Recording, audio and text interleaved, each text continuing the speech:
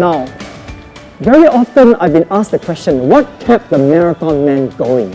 I'm going to share with you some trade secrets. And I'm going to share it in such a way that is 4 principles.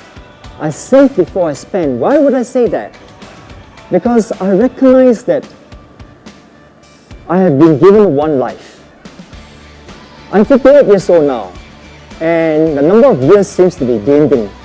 A polio virus came to Singapore, and that was a big epidemic. It was worse than Ebola, worse than SARS, worse than MERS, because they afflicted young children and they damaged the cells in the spinal cord.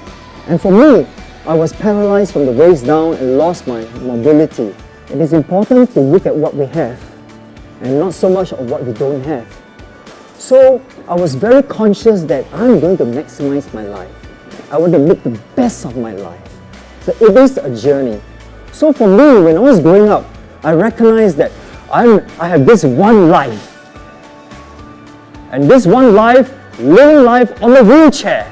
And how am I going to spend this life on a wheelchair?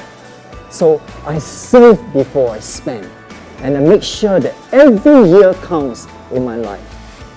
Now, I'm borrowing from OCBC's principle again. I amplify my wealth of knowledge and skills and experience and energy. Let me say something more about that. My parents told me that, William, the only way to liberate yourself from the wheelchair is to have a good education. And education is power. Knowledge is power.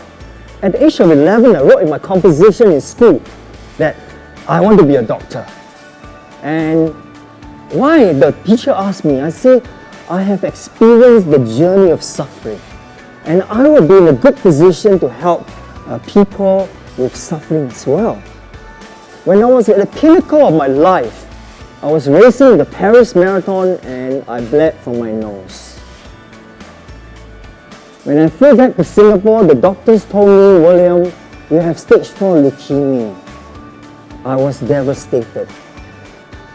And not only that, I always felt that I'm too big to fail.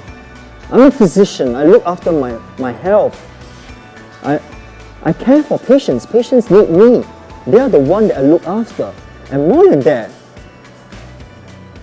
I'm an athlete. I compete at the highest level in the Paralympic. How could I be sick? I protect myself from discouragement.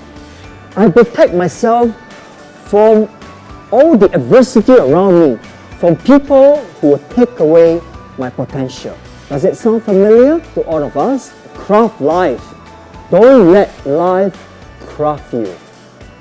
And I've chosen that title to be my sharing this evening because so often we can succumb to circumstances and let circumstances craft our life.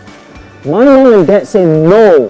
We won't send William to the homes, the orphanages. We will craft life. We will take charge. We give William the love. We will help William to win with less. We will help William to be able to live a fulfilling life. We reward ourselves. We make ourselves happy. And I share with you here, the way I enjoy small indulgences is I tell myself to spend time with my family, with my loved ones. And we need to. For those of us here, it's so important to recognize relationship because the more relationship, the more time you spend in building relationship, it's great synergy for your business, for your career. I felt that it was so meaningful in my life to be able to give time, effort, and money away. And I was rewarded even multiple folds to many ways because I recognized that there was such meaning in my life. With this, thank you very much. So you've had many setbacks which you mentioned and you've gone through many of these. So which of this has given you the most satisfaction? I must say that entering medical school was really something so euphoric. I could just run out naked and say, Eureka! But then, I have to tone down the emotion because it's not the right thing to do in Singapore, running around naked, worst of all in a wheelchair.